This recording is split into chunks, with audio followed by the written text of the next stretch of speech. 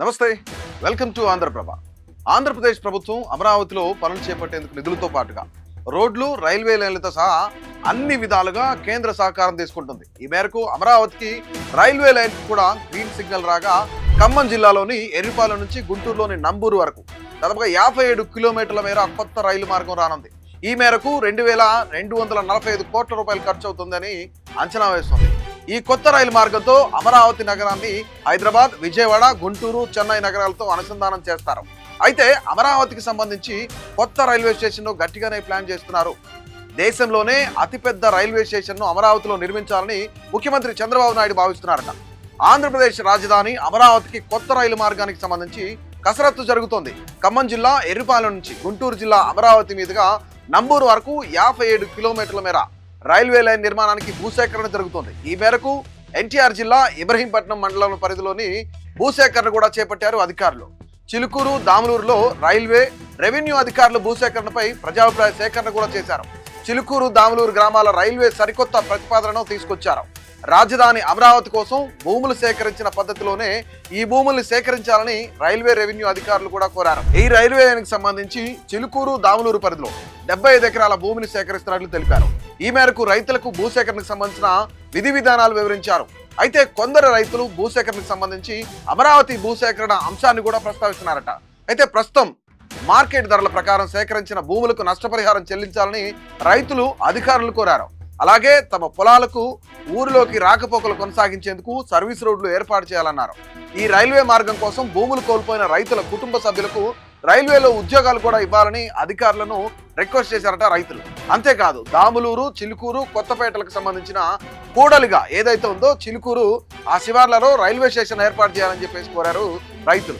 అయితే రైతుల డిమాండ్లను ఉన్నతాధికారుల దృష్టికి తీసుకెళ్తామని చెప్పేసి రైల్వే, రెవెన్యూ అధికారులు కూడా తెలియజేశారనమాట. అయితే ముఖ్యంగా ఇక్కడ కనెక్టివిటీ విలేజెస్ ఏవేవి ఉన్నాయనేది మనం ఒకసారి చూసినట్లయితే ఈ రైల్వే లైన్ కి సంబంధించి ఖమ్మం జిల్లా ఎర్రిపాలెం దగ్గర మొదలవుతుందన్నమాట. అయితే అమరావతి మీదుగా విజయవాడ, గుంటూరు లైన్లలోని నంబూరు దగ్గర కలుస్తుంది. ఎర్రిపాలెంలో మొదలైన తర్వాత పెద్దాపురం, అలాగే చెన్నారావుపాలెం, గొట్టిముక్కల, పరిటాల, కొత్తపేట, వడ్డమాను, అమరావతి, తాడికొండ, అలాగే కొప్పురావూరు, వీటిలో కూడా అమరావతి, పెద్దాపురం, కొప్పురావూరు స్టేషన్లు పెద్దగా నిర్మించనున్నారన్నమాట. ఈ రైల్వే లైన్లో భాగంగా కృష్ణానది పైన 3.2 కిలోమీటర్ల పొడవైన బ్రిడ్జిని నిర్మించనున్నారు. అంతేకాదు ఈ రైల్వే లైన్కి సంబంధించి పూర్తయితే కాజీపేట నుంచి వచ్చే రైళ్లు ఎర్రిపాలెం దగ్గర కొత్త లైన్లోకి వచ్చి అమరావతి మీదుగా నంబూరుకు వెళ్ళొచ్చు.